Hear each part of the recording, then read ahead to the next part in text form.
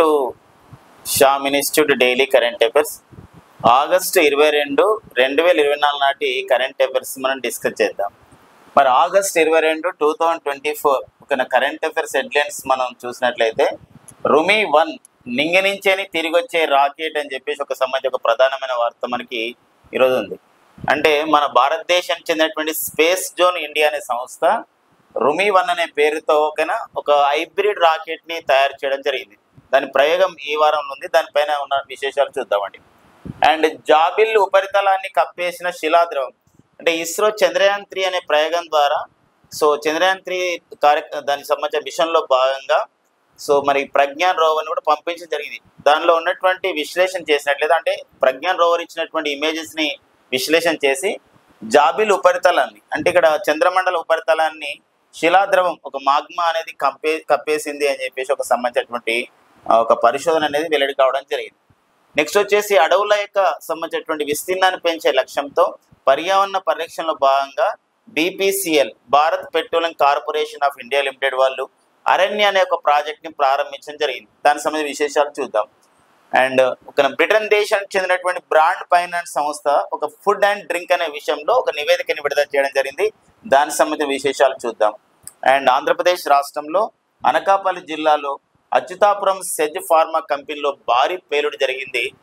మరి ఆ సంబంధించిన కంపెనీ ఏంటి అసలు ఏంటి అనేది చూద్దామండి. ఇది మనకి ఈరోజు అంటే ఆగస్టు 22, 2024లో ఉన్నటువంటి కరెంట్ అఫైర్స్లో ఉన్నటువంటి హెడ్లైన్స్ ఒక్కొక్క అంశం పైన చూద్దామండి. ఇప్పుడు రుమి 1 నింగి నుంచి తిరిగి వచ్చే రాకెట్ స్పేస్ జోన్ ఇండియా వాళ్ళు దీన్ని ప్రయోగించబోతున్నారు.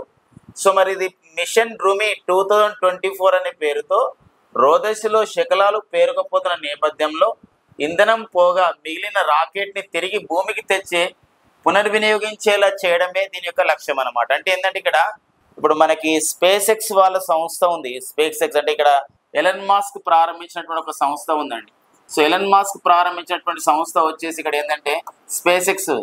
ఈ స్పేస్ ఎక్స్ వాళ్ళు ఒక రాకెట్ని ఎప్పుడు ప్రయోగిస్తూ ఉంటారు. అది ఏంటంటే పునర్వినియోగ వాహక నౌక. అంటే ఏంటంటే పునర్వినియోగ వాహక నౌక అంటే ఇదే నౌకని ఇదే యొక్క వాహక నౌకని ఇదే రాకెట్ని మనం యూజ్ చేసుకొని ఏం చేస్తామంటే ఉపగ్రహాలు పంపిస్తాం. మళ్ళీ ఉపగ్రహాలు పంపించి వచ్చిన తర్వాత మళ్ళీ కిందికి దిగుతుంది అనమాట ఈ ఫాల్కన్ 9 రాకెట్. మనం కూడా ఇలాంటి టెక్నాలజీ మన దగ్గర ఉంది. RLV-TD అని చెప్పేసి అంటాం. RLV-TD అంటే ఇక్కడ ఏంటంటే ఇక్కడ మనకి ఇక్కడ reusable launch vehicle technology demonstrator అని చెప్పేసి అంటాం. అది కూడా మనకి మన ఇస్రో వాళ్ళు చేయడం జరిగింది. ఈ క్రమంలోనే మన భారతదేశంలో ప్రైవేట్ రంగంలో ప్రైవేట్ భాగస్వామ్యంతో అంతరిక్ష పరిజ్ఞానాన్ని అంతరిక్ష సంబంధించిన రంగానికి అభివృద్ధి చేయాలనే లక్ష్యంతో మనకి ఇక్కడ ఈరోజు ఇన్స్పేస్ అనే సంస్థ నెలకొల్పడం జరిగింది. మరి ఇన్స్పేస్ అనే సంస్థ నెలకొల్పడం ద్వారా ఈరోజు ప్రైవేట్ భాగస్వామ్యం పెరుగుతూ ఉంది. అంకుర పరిశ్రమలు అంటే అంతరిక్ష అంకుర పరిశ్రమలు స్పేస్ స్టార్టప్స్ కూడా అభివృద్ధి చెందుతున్న క్రమం ఉంది. ఇలాంటి విషయంలోనే ఇప్పుడు ఏంటంటే అంతరిక్షంలోకి వెళ్తున్నటువంటి ఉపగ్రహాలు కాలపరిమితి అయిపోతాయి. అంటే కొంత లిమిటెడ్ పీరియడ్ వరకు అవి పనిచేస్తాయి. తర్వాత దాని యొక్క సంబంధించిన కాలపరిమితి అయిపోయిన తర్వాత అవి ఏంటంటే ఇక్కడ ఒక వ్యర్థాలుగా ఉంటాయి.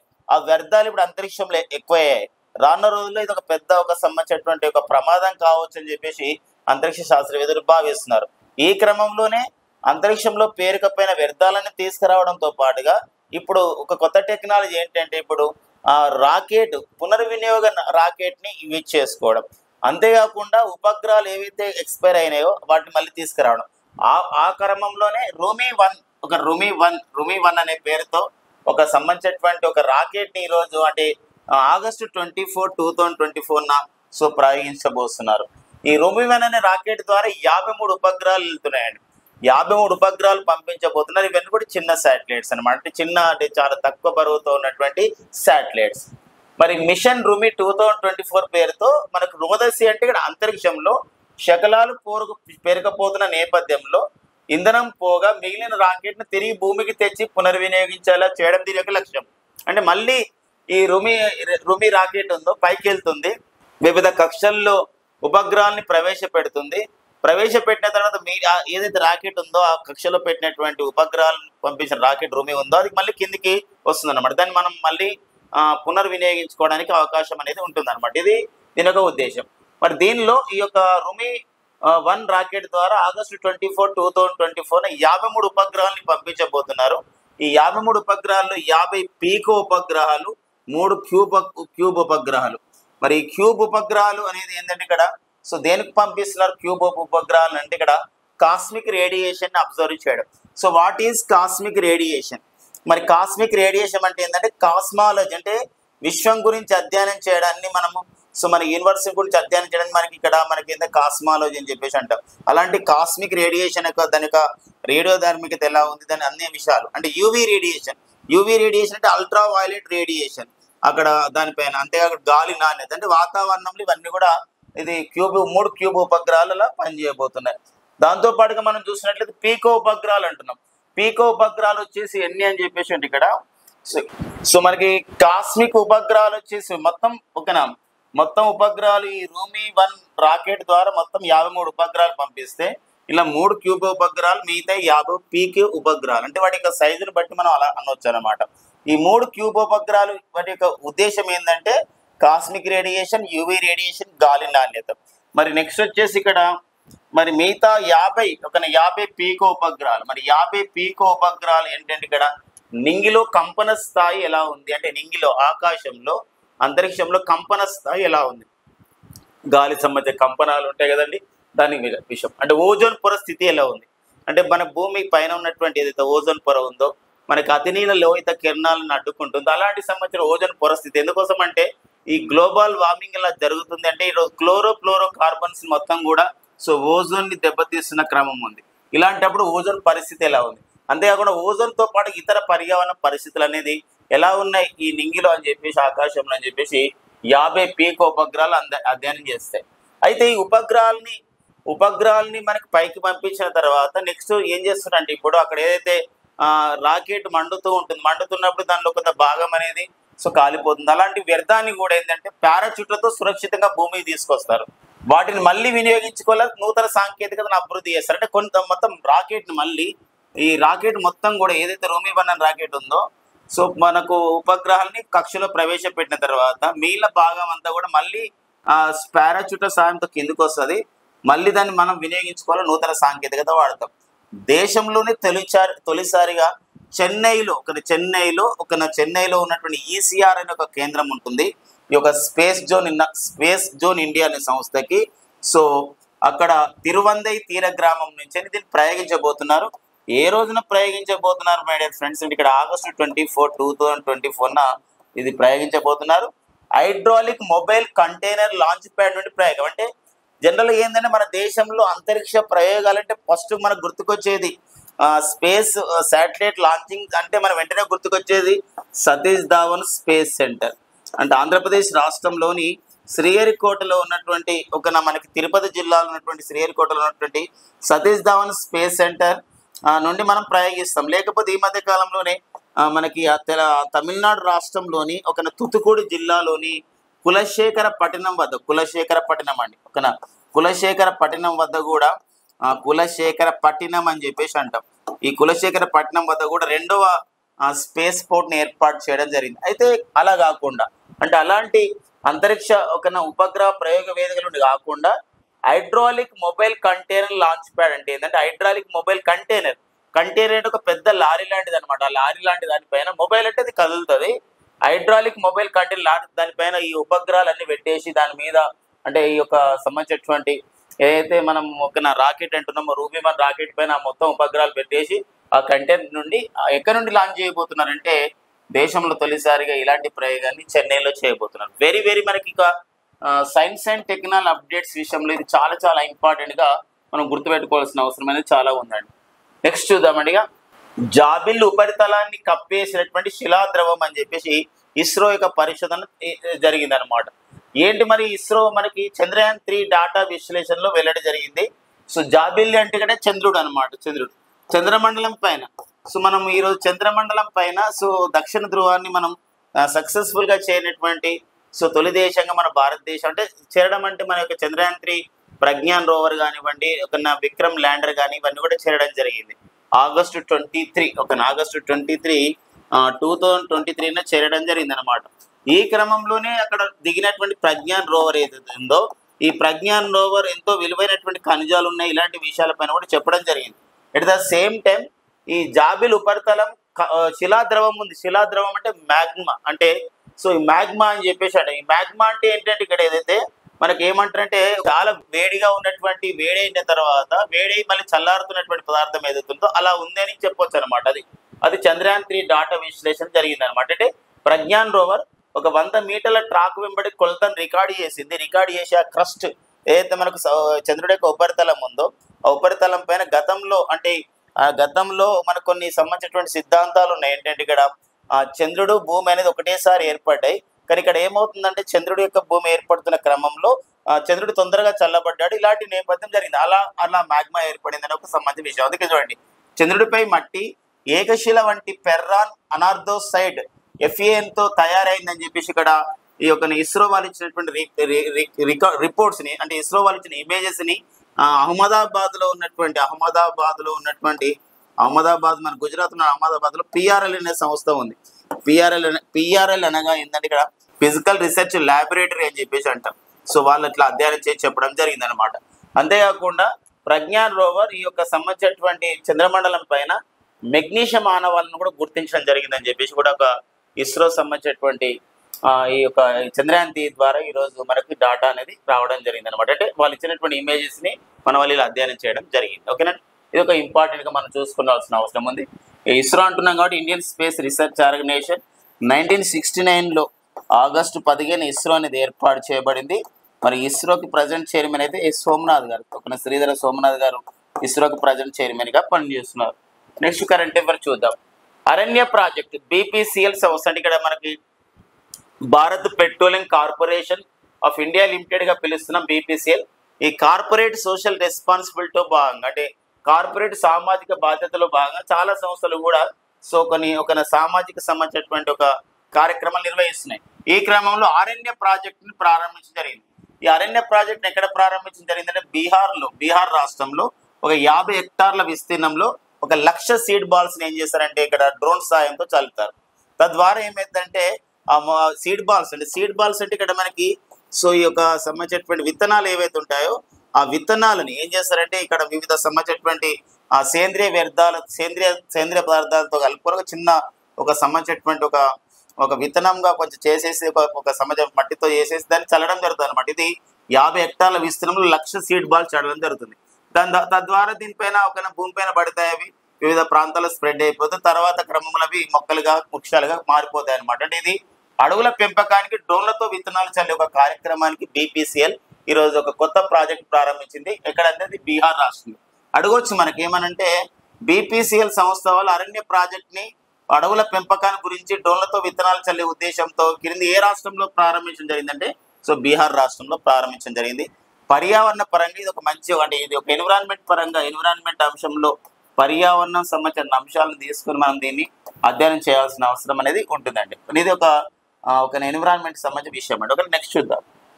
ఫుడ్ అండ్ డ్రింక్ 2024, అంటే 2024 సంవత్సరానికి సంబంధించి ఫుడ్ అండ్ డ్రింక్ అనే ఒక నివేదికని విడుదల చేయడం జరిగింది. ఫుడ్ అండ్ డ్రింక్ అంటే ప్రపంచంలో ఎవరు ఎక్కువగా ఏ బ్రాండ్ ఫుడ్ తీసుకుంటున్నారు. బ్రాండ్ అంటే ఎందుకోసం బ్రాండెడ్ అనే ఒక సంబంధించినటువంటిది ఉంటుంది. ఇప్పుడు ఏదైనా ఫోన్ కొనుక్కుంటే ఒక బ్రాండ్ ఉంటుంది, ఒకటి ఇలా ఇదే విధంగా ఫుడ్ అండ్ డ్రింక్ విషయంలో కూడా ఎలాంటి ఉందంటే ప్రపంచంలోనే అత్యంత బలమైనటువంటి ఆహార అండ్ డైరీ బ్రాండ్. అంటే ఆహార విషయం, డైరీ అంటే ఇక్కడ పాడి పరిశ్రమ అంటే పాలు ఇలాంటివి.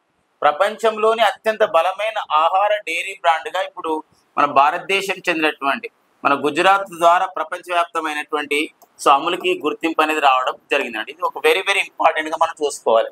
ఇది ఎవరిచ్చారు ఈ నివేదిక అంటే బ్రాండ్ ఫైనాన్స్ అనే సంస్థ. ఇది మన బ్రిటన్ దేశం చెందినటువంటి సంస్థ. మనకి ఈ బ్రాండ్ ఫైనాన్స్ అనే సంస్థ ఈ నివేదిక అనేది ఇవ్వడం జరిగింది అనమాట. కానీ ఇది విషయం గమనిస్తూ మరి ప్రపంచంలో అత్యంత బలమైన ఆహార డైరీ బ్రాండ్ ఏదంటే అమూల్ అనమాట. అదేవిధంగా మరి ఇంకొక విషయం ఏంటంటే ఇక్కడ అమూల్ కాకుండా పానీయాలు, ఓన్లీ పానీయాలు మాత్రమే. అంటే ఇక్కడ ఏంటంటే ఆహారం కాకుండా ఇప్పుడు ఏంటంటే ఇప్పుడు మనం అమూల్ అనేది ఒక పాలు కాబట్టి ఆహారంగా భావిస్తాం. ఆహారేతర పానీయాల బ్రాండ్ అంటే అలా ఆహార పదార్థాలు కలపకుండా తయారు చేసేది కోకోకోలా. అలాంటప్పుడు ప్రపంచంలోనే అత్యంత ఒక బలమైనటువంటి పానీయం బ్రాండ్ డ్రింక్ ఏదంటే అది కోకోకోలాగా ఇది మనకి బ్రాండ్ ఫైనాన్స్ సంస్థ తన నివేదిక ద్వారా చెప్పడం జరిగింది అనమాట. ఇందులో మెనీ ఇంపార్టెంట్ అంటే మనకు చాలా ఇంపార్టెంట్ ఇవ్వాల్సింది ఏంటంటే అమూల్ బ్రాండ్. అమూల్ అనగా ఇక్కడ ఆనంద్ మిల్క్ యూనియన్ లిమిటెడ్ అని చెప్పేసి అంటాం. సో మనకి ఇది ఈరోజు అమూల్ బ్రాండ్ అనేది ఒక మనకి పాల ప్యాకెట్, దాంతో పాటుగా ఇంకా చాలా సంబంధించిన డైరీ ప్రొడక్ట్స్ మనకు ఉన్నాయి. ప్రపంచవ్యాప్తంగా పేరుగాంచడమే కాదు, ఈరోజు అమూల్ పాలని మన భారతదేశం వ్యాప్తంగానే చేయడం కాదు, ఈరోజు అమెరికాలోని మిచిగాన్ రాష్ట్రానికి కూడా ఈరోజు అమూల్ పాల్ అనేది సో ఎక్స్పోర్ట్ కావడం అయితే జరుగుతుంది. 1100 అంటే ఒక సంవత్సరానికి 1100 కోట్ల లీటర్ల పాలని రైతుల నుండి సేకరిస్తారు ఈ యొక్క అమూల్ సంస్థ వాళ్ళు. దీని ద్వారా 80,000 కోట్ల విలువైనటువంటి ఒక మార్కెట్ని కలిగి ఉన్నారు. సో మనకి భారతదేశ వ్యాప్తంగా అమూల్ అనే సంస్థ వాళ్ళు. ఆనంద్ మిల్క్ యూనియన్ లిమిటెడ్ సంస్థ భారతదేశంలో సహకార ఉద్యమం ద్వారా బాగా పేరుగాంచినటువంటి సంస్థ అమూల్. అమూల్ సంస్థ అభివృద్ధిలో మనకి భాగస్వామ్యమైన వ్యక్తుల్లో చాలా మందిలో మనకి వర్గీస్ కురియన్ కూడా ఒక వ్యక్తిగా చెప్పుకోవడానికి మనకు ఉండదండి. ఒక్కోసారి మనకి కాంపిటేటివ్ ఎగ్జామ్లు అడగడం జరిగింది. ఈ క్రింది వాటిలో అమూల్ అభివృద్ధిలో భాగస్వామ్యమైన వ్యక్తి అంటే మనం వర్గీస్ కురియన్ చెప్పుకోవడానికి ఎందుకోసం అంటే ఇది ఒక వర్గీస్ కురియన్ మనకి ఒక father of the white revolution, milk man of India, మన భారతదేశ శ్వేత విప్లవ పితామహుడుగా మన భారతదేశం ఆపరేషన్ ప్లేట్ అనే కార్యక్రమం ద్వారా సో ఈ యొక్క పర్టికులర్గా పాల వెల్లు కార్యక్రమానికి ఎంతో శ్రీకారం అయితే చూడటం జరిగింది. సో ప్రతి అంశం కూడా ఇక్కడ ఇంపార్టెన్స్గా చూసుకోవాల్సిన అవసరం ఉంది. ఇక నెక్స్ట్ వచ్చేసి August 19 మనకి అంటే 2 days బ్యాక్ మనం అది మనలో కరెంట్ అఫైర్స్లో యాడ్ చేసుకోవాలి. అందుకోసమే August 19 2 ఇంపార్టెన్స్ ఉన్నాయి మనకి. ఏంటంటే ఒకటి వరల్డ్ హ్యుమానిటేరియన్ డే, ఐక్యరాజ్యసమితి సాధారణ సభ ఇది ప్రపంచ మానవత్వ దినోత్సవం జరుపుకుంటుంది. ఎందుకోసం ఈ మానవత్వ దినోత్సవం అంటే ఈరోజు ప్రపంచం ఇప్పుడు లాస్ట్ ఒక 2 years నుంచి మనకి 2 యుద్ధాలు మనం ఎదుర్కొంటూ ఉన్నాం. అంటే అది యుద్ధాలు అనేది జరుగుతున్నప్పుడు ఓన్లీ 2 దేశాలకు మాత్రమే పరిమితం కాదు, ఆ యొక్క సంబంధ ప్రభావం అనేది ప్రపంచ వ్యాప్తంగా అవుతుంది అనమాట. ఎందుకోసం ఒక గ్లోబల్ విలేజ్గా మనకుంటున్న నేపథ్యం ఉంటుంది ప్రపంచం అంతా. కాబట్టి ఇప్పుడు రష్యా ఉక్రెయిన్ యుద్ధమే కానివ్వండి, లేకపోతే రష్యా ఉక్రెయిన్ కాకుండా మనకి ఇజ్రాయెల్ పాలస్తీనా కానివ్వండి, ఈ 2 సంవత్సరాల యుద్ధాలు కూడా ప్రభావం అనేది కొనసాగుతుంది. ఈ టైంలోనే ఇప్పుడు మనకు మానవత్వం అనేది ఇంపార్టెంట్ అనే ఒక ప్రధానమైన ఉద్దేశంతో గతం నుండి కూడా సో వరల్డ్ హ్యుమానిటేరియన్ డేని మనం జరుపుకుంటుంటాం August 19. సో ఈసారి ఇతివృత్తం ఏమి ఇవ్వడం జరిగిందంటే యాక్ట్ ఫర్ ది హ్యుమానిటీ. ఓకేనా, యాక్ట్ ఫర్ ది హ్యుమానిటీ అని చెప్పేసి అంటే యాక్ట్ ఫర్ ది హ్యుమానిటీ మానవత్వం గురించి పాటుపడు, మానవత్వం గురించి పనిచేయనే అర్థం వస్తుంది అనమాట. నెక్స్ట్ వచ్చేసి August 19 ప్రపంచ సంస్కృత దినోత్సవం. మరి ఎందుకు ప్రపంచ సంస్కృత దినోత్సవం August 19 ప్రతిసారి జరుపుకోరు? August 19 వరల్డ్ ఫోటోగ్రఫీ డే ఉంటుంది, కానీ ఎట్ ద సేమ్ టైం సంస్కృత దినోత్సవం ఇలా ఎందుకు ఈ రోజు నేర్చుకుంటారు? ఇది ఏంటంటే శ్రావణ మాసంలో వచ్చే ఒక శ్రావణ పౌర్ణమి రోజున ఈ సంస్కృత దినోత్సవాన్ని జరుపుకుంటారు. కొన్ని వాటి ఇప్పుడు ఆయుర్వేద దినోత్సవం కూడా అలానే జరుపుకుంటాం. ధన్వంతరి జయంతిని మనం ఆయుర్వేద దినోత్సవం జరుపుకుంటాం. అంటే ఆ జయంతి వచ్చినటువంటి తిథుల ప్రకారం నేర్చుకుంటాం. ఇది కూడా సంస్కృత భాష దినోత్సవాన్ని మనం ఇక్కడ August 19 ఈ సంవత్సరం 2024లో ఇది మనం నిర్వహించుకోవడం జరిగింది. సో మనకు గుర్తుపెట్టుకోవాల్సిన అవసరం ఉంది. అంటే ముఖ్యమైన తేదీల విషయంలో ఇంపార్టెంట్ అండి. నెక్స్ట్ వచ్చేసి ఆంధ్రప్రదేశ్ రాష్ట్రంలో ఒక సంబంధించిన ఒక విపత్తు ఒక దుర్ఘటన జరిగింది. సో మనకి ఇక్కడ ఏదైతే ఒక కంపెనీ ఫార్మా కంపెనీ ఔషధ సంస్థ అయినటువంటి మన అచ్యుతాపురం అంటే ఇది ఔషధ సంస్థ పేరు వచ్చేసి ఇక్కడ ఎసెన్షియా అడ్వాన్స్డ్ సైన్సెస్ ఫార్మా సంస్థ. ఇది మనకు ఒక అనకాపల్లి జిల్లాలో ఉంది. అచ్యుతాపురం సెజ్ అంటే స్పెషల్ ఎకనామిక్ జోన్లో ఉంది. అక్కడ ఉన్నటువంటి ఒక రియాక్టర్ పేలిపోవడం ద్వారా సో మనకి ఒక 17 మందికి పైగా అక్కడ మరణించారని చెప్పేసి ఒక ప్రధానమైన వార్త ఉంది. ఆ కంపెనీ పేరు కొంచెం Essentia advanced sciences pharma company. అది అనకాపల్లిలోని అచ్యుతాపురం సెజ్లో ఉంది అనమాట. అది మనకు ఒకటి వార్తల్లో ప్రదేశంగా మనం చూసుకోవాల్సినటువంటి అవసరం ఉంటుందండి. సో వార్తల్లో ప్రదేశంగా మనం చూసుకోవాలి. ఇక నెక్స్ట్ వచ్చేసి వార్తల్లో వ్యక్తిగా ఒకరు ఉన్నారంటే అతను కన్నయ్య నాయుడు. సో కన్నయ్య నాయుడు యొక్క ఎందుకు ఈరోజు న్యూస్లో ఉన్నాడు? కన్నయ్య నాయుడు అంటే ఇతను ప్రాజెక్టుల గేట్ల నిపుణుడు. సో ప్రాజెక్ట్ ఒక నీటిపారుదల ప్రాజెక్ట్ ఇలా ఉన్నప్పుడు సో మరి వర్షాకాలంలో ఖచ్చితంగా మనకి ఒక వరదలు రావడం, వర్షాలు రావడం ఇలాంటి క్రమంలో మనకి ఒక ఏదైతే డ్యామ్ ఉంటుందో డ్యామ్ దగ్గర ఆ రిజర్వాయర్ దగ్గర కానివ్వండి, నీటిపారుదల ప్రాజెక్ట్ దగ్గర కానివ్వండి సో మనకి ఇనుముతో చేసిన గేట్లు అవసరం. ఈ మధ్య కాలంలో తుంగభద్ర ప్రాజెక్ట్ ఏదైతే ఉందో అక్కడ మనకు గేట్లు కొన్ని ఆ విధంగా డ్యామేజ్ కావడం జరిగింది. తద్వారా కొంత టీఎంసీ ఆఫ్ ది వాటర్ అనేది మనకి ఒక సముద్రంలో కలిసింది. కానీ అలా కొనసాగకుండా కొందరు ఒక వ్యక్తి ఎవరైతే ఉన్నారో కన్నయ్య నాయుడు, వీరు గత అంటే ఒక 4 దశాబ్దాలకు పైగా అంటే సుమారు 40 సంవత్సరాలకు పైగా ఈ యొక్క ప్రాజెక్టుల గేట్లను తయారు చేయడంలో భారతదేశ వ్యాప్తంగా పేరుగాంచిన తెలుగువారు కన్నయ్య నాయుడు. సో మరి జలవనరుల గేట్ల తయారీని ఇప్పుడు తుంగభద్ర డ్యామ్కు 5 రోజుల్లోనే, ఇటీవల కురిసిన 5 రోజుల్లోనే ఈ స్టాప్ లాగ్ గేట్లు అమర్చి దేశంలో రికార్డు సాధించడం జరిగింది. తద్వారా ఆంధ్రప్రదేశ్ రాష్ట్ర ముఖ్యమంత్రి సీఎం చంద్రబాబు నాయుడు గారి సన్మానం జరిగింది. ఈ కార్యక్రమంలో ఆంధ్రప్రదేశ్ రాష్ట్ర జలవనరుల శాఖ మంత్రి నిమ్మల రామానాయుడు కూడా ఇందులో పాల్గొనడం జరిగింది అనమాట. ఓకేనా, నెక్స్ట్ చూద్దాం. ఇక నెక్స్ట్ వచ్చేసి మనకి పునరుత్పాదక విద్యుత్ రంగంలో 42,000 కోట్ల పెట్టుబడులు వస్తున్నాయి అని చెప్పేసి ఆంధ్రప్రదేశ్ రాష్ట్ర ఇంధన శాఖ మంత్రి గొట్టిపాటి రవికుమార్ గారు ప్రకటించడం జరిగింది. ఇది ఒకటి ప్రాంతీయ అంశాలుగా మనం చూసుకుంటూ పర్యావరణ పరంగా కూడా చూసుకోవాలి. ప్రాంతీయ అంశంతో పాటు ఎలా అంటే పునరుత్పాదక విద్యుత్ రంగం విద్యుత్ రంగం అంటే ఇక్కడ సోలార్ ఎనర్జీ కానివ్వండి, లేకపోతే విండ్ ఎనర్జీ పవన్ విద్యుతే కానివ్వండి, ఇలాంటి అన్నిటిని కూడా మనం ఎందుకోసం అంటే ఇవి మనకి గ్లోబల్ వార్మింగ్ మనం తగ్గిస్తాయి అండ్ జీరో కార్బన్ ఎమిషన్స్ సాధిస్తే క్రమంలో మన ఆంధ్రప్రదేశ్ రాష్ట్రంలో 42,000 కోట్ల పెట్టుబడులు ఈ రంగంలో వచ్చాయి. అందులో 3,500 మెగావాట్ల సౌర విద్యుత్తుని ప్రాజెక్ట్ ఏర్పాటు చేయడం, 5,000 మెగావాట్లు 3,500 మెగావాట్ల సౌర విద్యుత్ ప్రాజెక్టు, 5,000 మెగావాట్ల పవన్ విద్యుత్ ప్రాజెక్ట్ కూడా ఏర్పాటు చేయడానికి ఆసక్తి చూపిస్తున్నారని చెప్పి చెప్పడం జరిగింది. ఈ ఆసక్తి చూపిస్తున్న సంస్థలు వచ్చేసి ఎవ్రెన్ సంస్థ అనేది ఎవ్రెన్ అనే సంస్థ ఏంటంటే బ్రూక్ బిల్డ్ యాక్సెస్ అండ్ ఎనర్జీలు.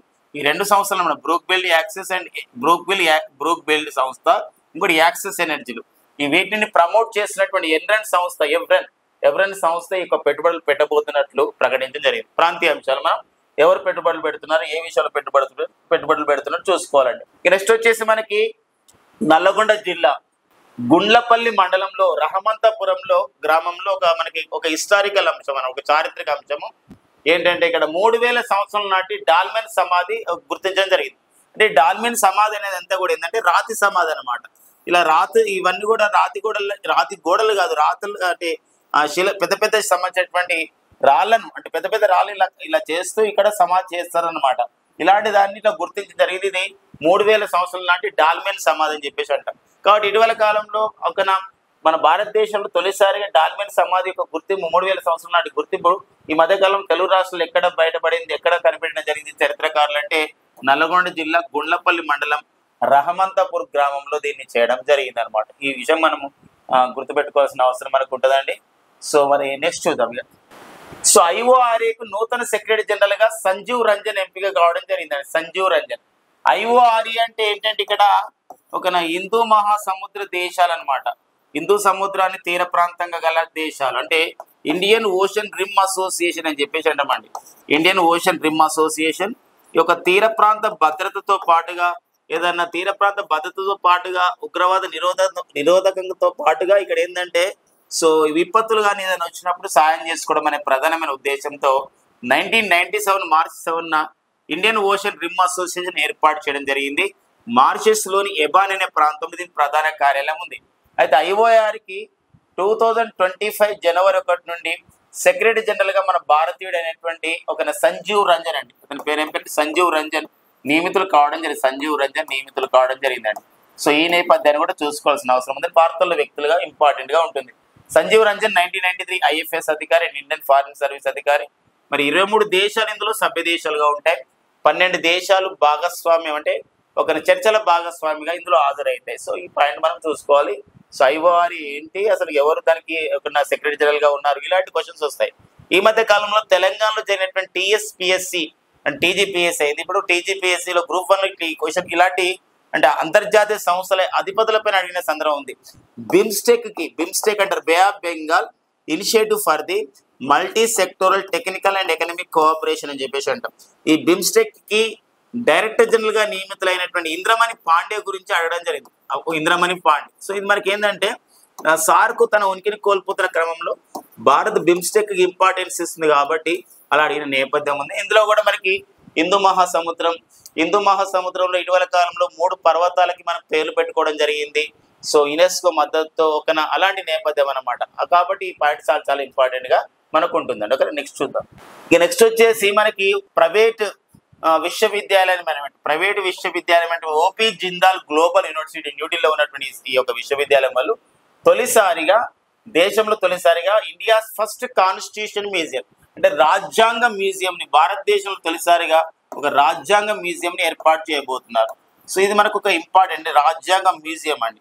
ఈ మధ్య కాలంలో రాజ్యాంగ మ్యూజియం ఒకటి అంటే నవంబర్ 26 రాజ్యాంగ దినోత్సవం రోజున 2024 దీన్ని ప్రారంభించబోతున్నారు.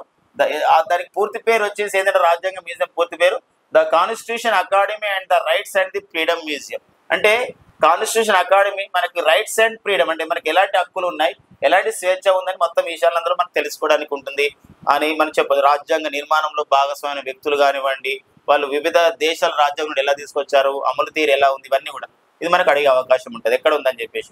ఇంకోటి ఈ మధ్య కాలంలోనే దేశంలో కాన్స్టిట్యూషనల్ పార్క్ కూడా ఏర్పాటు చేయడం జరిగింది. కాన్స్టిట్యూషనల్ పార్క్ అన్నమాట. అంటే ఈ పార్క్ అంటే మనకు ఓపెన్ గా ఉంటుంది, మ్యూజియం అంటే మొత్తం కూడా ఒక సంబంధించిన క్లోజ్డ్ సర్క్యూట్ లో మనకు చెప్పవచ్చు. ఈ కాన్స్టిట్యూషన్ పార్క్ ఎక్కడ ఏర్పాటు చేశారంటే పూణేలో ఏర్పాటు చేయడం జరిగిందండి. పూణేలో ఏర్పాటు చేయడం జరిగింది. రాజ్యాంగ మ్యూజియం ఎక్కడ ఏర్పాటు చేస్తున్నారంటే అది న్యూఢిల్లీ ఏర్పాటు చేస్తున్నారు. ఎవరు ఏర్పాటు చేస్తున్నారంటే ఓపీ జిందాల్ గ్లోబల్ యూనివర్సిటీ వాళ్ళు దీన్ని ఏర్పాటు చేస్తున్నారు. దీనికి ప్రజెంట్ వైస్ ఛాన్సలర్ అంటే ఇది ఒక ప్రైవేట్ సంస్థ, నవీన్ జిందాల్ దీనికి ఈ యొక్క సంస్థను స్థాపించడం జరిగింది అనమాట. ఓకేనా, నెక్స్ట్ చూద్దాం. రెండు దేశాల పర్యటనకి వెళ్ళినటువంటి భారత ప్రధాని నరేంద్ర మోడీ గారు పోలాండ్ లో పర్యటిస్తున్నారు ఆగస్టు 21 నిన్న. ఈ క్రమంలో ఒక రికార్డు సాధించడం జరిగింది. ఏంటంటే 45 సంవత్సరాల తర్వాత భారత ప్రధాని వార్సాలో పర్యటిస్తున్నారు. ఒక విషయము వార్సా అంటే ఇక్కడ ఏంటంటే పోలాండ్ రాజధాని వచ్చేసి వార్సా అన్నమాట. పోలాండ్ రాజధాని వార్సా. మరి 1979లో మొరార్జీ దేశాయ్ గారు పోలాండ్ ని సందర్శించడం జరిగింది. 1979 తర్వాత అంటే 45 సంవత్సరాల తర్వాత భారత ప్రధాని ఇక్కడికి వెళ్తున్న నేపథ్యం ఉంది. అండ్ ఆ దేశ అధ్యక్షుడైనటువంటి ఆంటేజ్ దుడాను, ఆ దేశ ప్రధాని అయినటువంటి డొనాల్డ్ టస్క్ ని పాల్గొనడం జరిగింది. ఇక ఒప్పందాల విషయం మాత్రం ఎలాంటి మనకు రాలేదు, దాని తర్వాత చెప్పుకుందాం. మరొక విషయం ఏంటంటే పోలాండ్ పర్యటన తర్వాత భారత ప్రధాని నరేంద్ర మోడీ గారు ఉక్రెయిన్ దేశంలో పర్యటించబోతున్నారు. ఉక్రెయిన్ దేశ రాజధాని క్యూలో పర్యటించబోతున్నారు అనమాట. ఇది చాలా క్రియాశీలకంగా కాబోతుందని చెప్పవచ్చు అనమాట. ఓకేనండి, నెక్స్ట్ చూద్దామండి. ఫ్రెండ్స్, ఇవ్వండి మనకి ఈ రోజు ఉన్నటువంటి ఆగస్టు 22, 2024 ఉన్న కరెంట్ అఫైర్స్.